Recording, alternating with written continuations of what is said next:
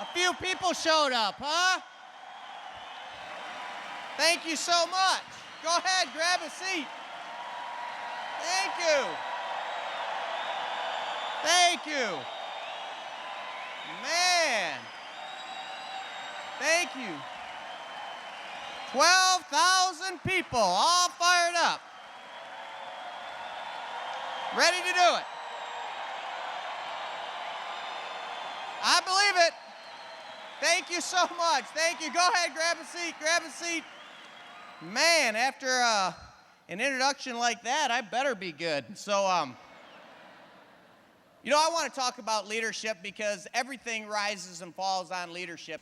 Being a performer and being able to do the work is fantastic and a necessary requirement, but not enough to reach the masses. Leadership begins with character. We got to have character inside before we're going to project leadership outside. Everything I'm going to cover today, I'm going to put it on the foundation. We're going to have the foundation of leadership because leadership's like climbing a set of stairs, and the higher you go, the more dangerous it is to fall off. And so if we don't have that foundation right, as we start to climb the ladder of success without the right foundation, it's like having shallow ice, thin ice, and it'll break through. So make sure you are a person of integrity. Make sure that when you commit to somebody, you're going to follow through. In other words, are you a person that can be trusted? Should people follow you? That'd be the first question I'd ask if you're brand new in the room is, should people follow your leadership? Will you be there when things get tough for them? I wanted to be a person of character. And to me, when I look at leadership, how far will you follow a person you don't trust? If you don't trust them, you're not going to follow them because you say, well, that's what they're saying, but I don't really believe it. Leadership breaks down into two areas.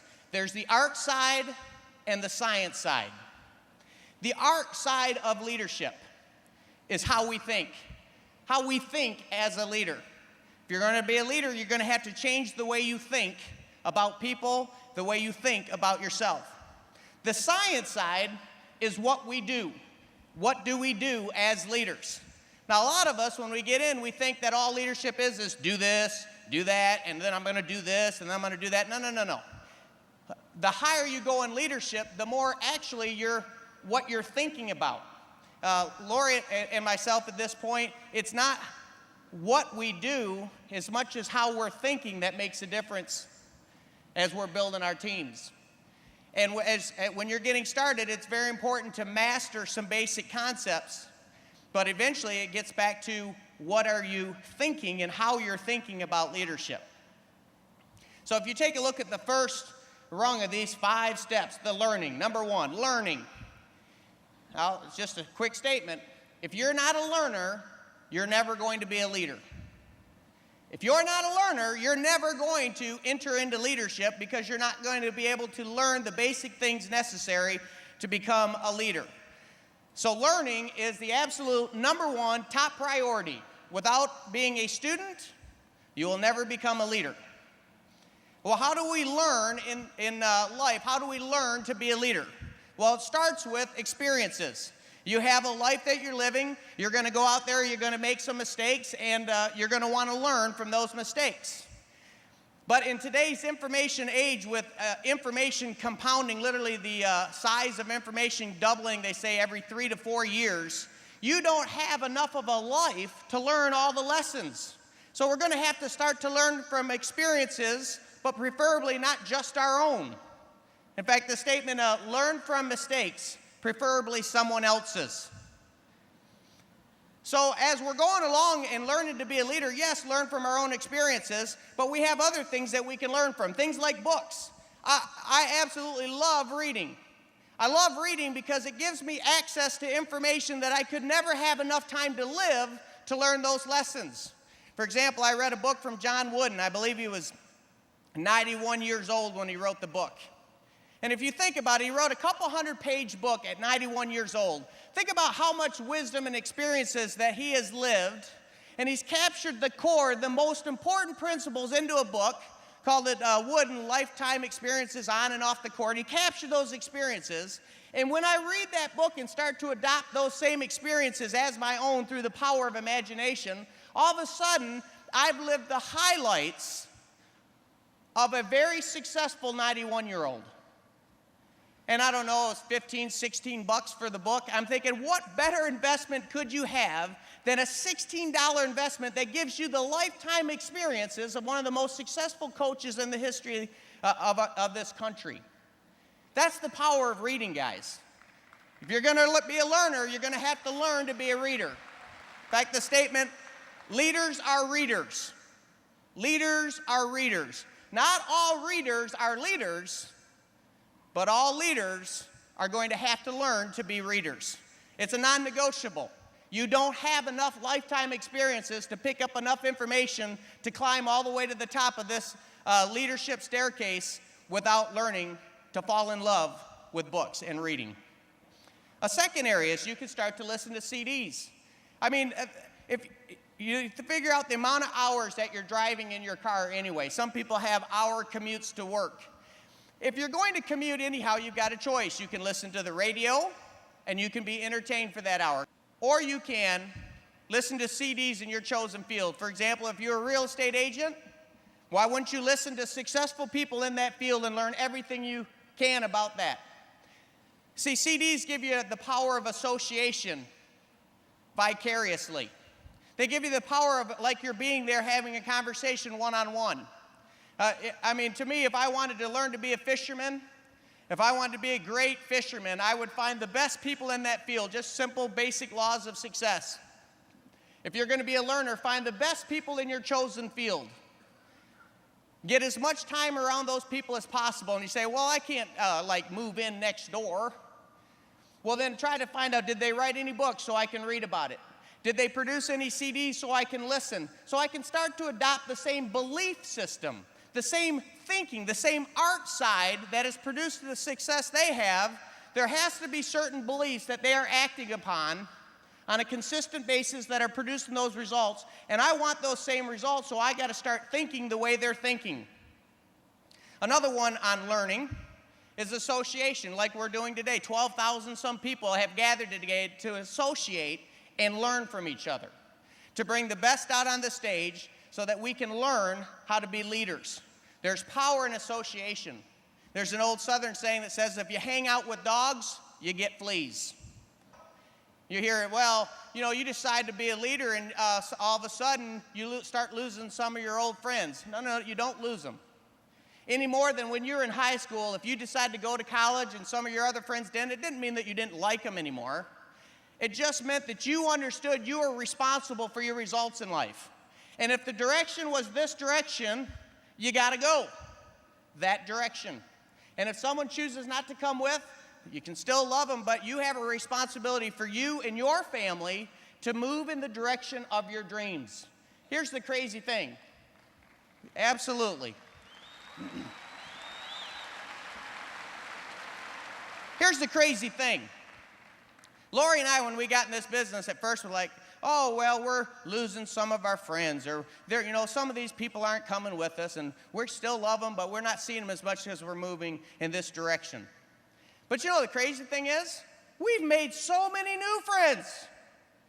I mean, we've met so many incredible people. We've met so many great leaders. We're not lacking friends. You follow me? And you know the crazy thing is, there's somebody in the room that we do not know that in a couple years will probably be some of our best friends because you chose to climb up this leadership staircase and will be some of our best friends. We know that. Isn't that crazy? That's crazy, but it's true. It's absolutely true. Here's a big one. If you're going to be a leader, you're going to have to find a mentor. You're going to have to find somebody that you will hold yourself accountable to.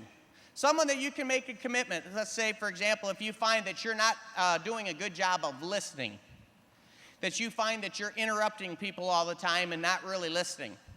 Well, then you need to go and make a commitment to your mentor and say, you know, I've decided I'm going to get better in this area. I'm going to become a listener. I'm going to make sure that people can finish their points before I add my 2 cents. And then when you sit back down, you give them a report or her a report. And you tell them, it's like, you know what, I'm definitely doing better, but I still notice that once in a while I'm interrupting. And you can start being held accountable to somebody you respect. If you're going to have a mentor, by definition, you're going to have to respect that individual, because it's somebody that you want to do a good job to impress them. I have mentors in my life in different areas, and they're people I respect. And they're people that when I make a commitment that I'm going to do something, I want to make sure I follow through, because I know they're going to hold me accountable. In today's society, this whole idea of autonomous man or autonomous woman, that everybody's their own person, they make all their own choices, and they're not accountable to anybody. Well, do you believe that? I mean, even just simple thing like getting up in the morning and going to work, we're accountable. Because we're accountable to drive on the right side of the road. If we drove on the wrong side, there might be problems. We're kind of accountable that we ought to stop at red lights. It probably wouldn't be a good thing if I'm late, so I'm just going to drive.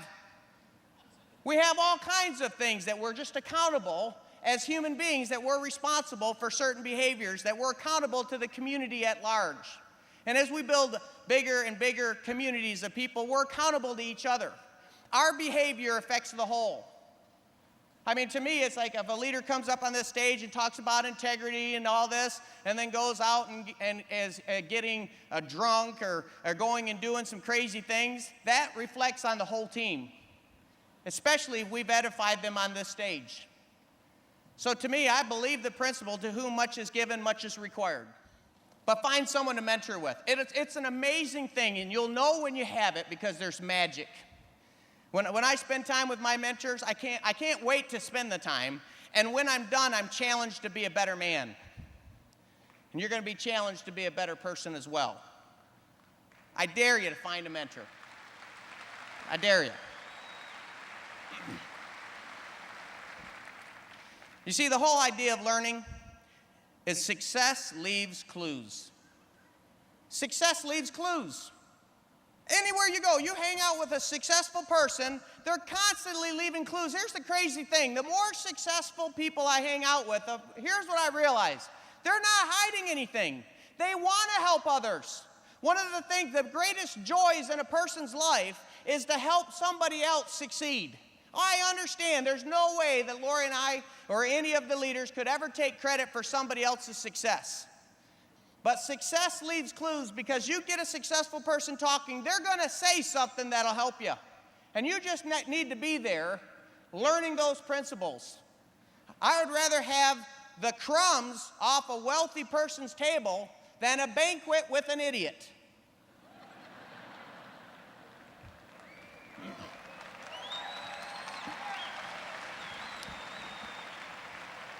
Second level, performing. We're moving up. Now we're a learner. We agree that we have to have character. Now we're learning. Now we need to move into the performing stage. All the best information in the world with no action. Knowledge is not power. Knowledge applied is power. So we got to start applying these principles.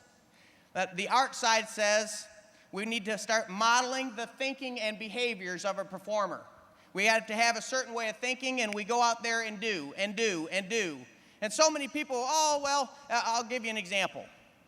If this were an orchestra, 12,000 plus people strong orchestra, and we're all picking different instruments, or we got different sections that are playing instruments, and we'd be up there, each of us individually practicing, before we could even talk about playing all together, we'd have to learn to play our individual instruments. We'd have to learn to perform with the musical instrument we've been given.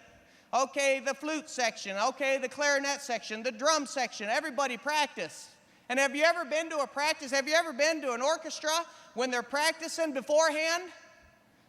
You're listening to that and like, oh man, these guys are terrible. Because it's just a bunch of chaos. You see, when you first learn to perform as an individual, if you get everybody else out of the room and you listen to one person performing, it might sound pretty good. But if you get a whole bunch of performers together, all individuals, all autonomous, doing their own thing, that isn't music. That's chaos. But before we can get to that beautiful music, we got to make sure you're competent on your individual musical instrument. So one of the things to remember as we're developing this performance stage is failure is not final. Failure is not final. It's okay to make mistakes. In fact, it's a given. It's a given you're going to make mistakes. If we are going to get good at any field, we're going to have to be okay with making mistakes. We've had our 4 children all learn. Now they all can ride bikes, and they can get on the bike, and no problem, don't have to remember, they can just hop on and ride. But do you remember, go back in time when you first learned to ride a bike? You probably saw your older brother or sister riding a bike, and you saw them like, oh, that's cool. They go a lot faster on that bike than me running. And then you said, oh, you know, maybe your mom and dad were really serious about helping you, and they bought you a video, and they showed, here's bike riding 101. And you watched that like, piece of cake, no problem. You could watch videos, you could DVDs, CDs. You could have your older brother mentor you for the next year. But how many people know when you get on that bike, you're taking a spill? It's a given. It's a given. When a little baby learns to walk, they say that it falls 999 times before it takes its first successful step. You see, when we were young, we understood that failure was part of the process for success. But somewhere along the line, we got sophisticated. We got to the point where, oh, no. Whatever you do, don't fail, because other people might be watching. Well, first of all, they may be watching, but they're not noticing too much because they're too worried, wondering if people are watching them, to be worried about watching you. If you're going to be successful at anything, you're going to have to get on the bike and start scraping some knees. Because without failure, there's no feedback. And without feedback, you cannot make adjustments, course corrections, and get better. So if you're going to be a performer on this team, go out and start failing. And man, I was good at it. I was extremely good at failure. And you know what?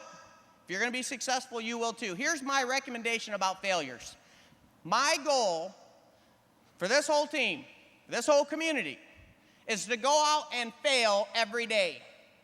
I want you to fail every day. If you don't have a failure that day, stay awake until you do. But here's my point. Because there's so many failures to choose from, don't be a hog and hog one of them. Make that failure change and then go pick another one. Just imagine this whole ground area. If we just folded up failures and we put them in here and you put, oh no, I'm going to spend too much money and I'm going to get myself in financial duress. All right, I'll try that one. Done, I'm not going to do it again. Oh, here's this one. I'm going to be too scared to make phone calls. I'll try that one. Okay, tried that one. That's the next one. I'm going to do all the talking when I sit down with my mentor. Okay, I tried that one. Let me try a new one. I'm going to go with the blue tie club, and I'm going to try that one for a while. Hey, try them all. I'm all for it. Try them all. But don't be a hog. Try it, throw it back, and do another one. You'll never run out. I'm making mistakes every day. Every day. So make mistakes, just don't make the same one. It's kind of like, first grade, second grade, third grade. Keep moving up classes and keep making new mistakes, but you're going to make them. You have to do before you can know. You've got to do before you can know. You can say, oh, I know all about bike riding. I've watched videos, I've watched DVDs, I've watched CDs. No, you got to do it before you can say you know it. You can talk, well, I know all about, nope, you got to do it. I can say, I've been there and I've watched doctors have surgery, but that's a lot different than me doing surgery. You follow me? See, until you become a performer, you're not competent. And until you get competent, you're never going to have the trust. How many people in this room trust me? They think that I'm attempting to tell the truth. Okay? All right, good. It's a good thing. Now, if you needed open heart surgery tomorrow, you trust me, why don't you let me do it? Come on, you trust me? Hey, I'm going to do my best for you. I'm sure. I'll read a little bit. I'll get the dictionary out, make sure I cut in the right spot, and we'll get in there, poke around. If I see anything messed up, I'll just connect it back together, no problem. You trust me? Now, what's going on? See, right now you're thinking, all right, no, wait, I do trust him, but I'm going to tell him, get lost. Why am I going to do that? Because there's a different part to trust, isn't there? You trust that I'm telling you the truth, but there's a different aspect to trust, and it's called competence. In order to truly trust someone, they must have competence in their chosen field. When it comes to building this business or community, you say, I trust you. Yeah, we can sit down and talk, and I'll go do that. But if you're talking open heart surgery, I'm going to go find a doctor that's done many open heart surgeries and had success, competence in that field. He's got to be a performer in that given field before I'm going to risk my life. No matter how much I like him or trust him as a human being, there's got to be a competence factor.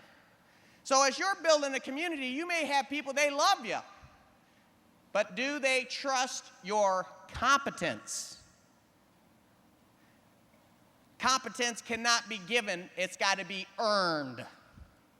You got to earn competence in this thing. How do you earn competence? By failing over and over and over and over and over again.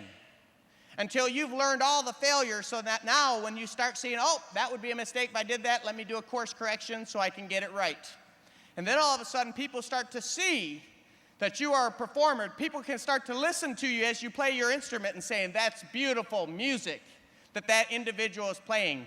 I trust them. They're good people and they have competence. They've moved up to the next level. They went from the foundations of character to learning to performing. Now they're ready. For the first time, they are ready to get into leadership, because until you've done that, you can't lead. You have no confidence. You've got to learn to play this musical instrument so good, and if you're the best violin player in the world, that doesn't mean that you get to immediately be the conductor to orchestrate everything. Oh, but he's the best. Listen to that. Woo! I don't care how good at the violin you are. Don't you agree that there's probably some different skill sets to be the conductor? You see, the conductor all of a sudden has to start to understand each of the different instruments and how they all play together to make beautiful music. Leadership is a team sport. You've got to not only be able to play your instrument, but you've got to learn enough about every instrument. To me, the leader has to at least have a working knowledge about every single instrument on his team. Doesn't have to know it as well as the top violin player, doesn't have to know it as well as the top drummer and all the other instruments, but he has to know it, or she has to know it well enough that when the right moment, when that instrument has to come in, the timing is right. If you are going to be a leader, you need to know all the different areas, and you need to start understanding a concept called orchestration. That's the beginning of leadership. So many people think, I'm a leader because I can perform. No. That's level 2, the performer stage. We are now talking level 3, the leadership stage. Without learning and without performing, you can't go from foundation right up to leadership. You have to move through learning, through performing, to even get the opportunity to be a leader. Leadership takes time. Never do for anyone what they're capable of doing for themselves. Never do for anyone what they're capable of doing for themselves. Because if you do for someone what they're capable of doing for themselves, you are doing learned helplessness. You are creating learned helplessness. If a person's at the point where they've watched the DVDs and they've decided they're going to ride the bike, or they have been listening to music and they've been practicing, every time, okay, now it's ready for that, the violin, for the solo violin. If every time it's at that point, you grab the violin and you play it, to make sure, as the conductor, you're up there doing it. Okay, it's the time for the violin. Well, I'm better than that person, so I'm going to go over there and grab the violin and play that part. Oh, it was perfect. And he sets it down, he runs back, and he keeps conducting. He's not a good leader. Because what he's done is now that guy over there or gal is sitting there thinking, oh boy, they don't believe I can do that. And every time they're ready to do their big day, they're looking over their shoulder because they don't think that you have the confidence they can do it, and you're going to go grab the violin from them. Yeah, but Orrin, what if they make a mistake? So what if they do? You did. You see, if we're going to develop a team of leaders, and if a leader's got to have performers, the only way we can get performers is for them to have competence. The only way for them to have competence is through failing. You see, we've got to reframe. Albert Einstein said that when you're a baby, you're born a genius and taught to be an idiot. Hey, Albert said it, not me. Don't get mad at me. Because what he was saying is, when we were little, we understood that failure is part of the plan, do, check, and adjust, part of the feedback loop to have success. But if we lose that, if we ever get to the point where we're afraid of failure, what we're really saying is we're afraid of success. Because only through failure do you have success. The failures you make when you're a leader are different than the failures you make when you're a performer. When you're a leader, one of the biggest failures to make is to not believe enough in your people to allow them the right to fail.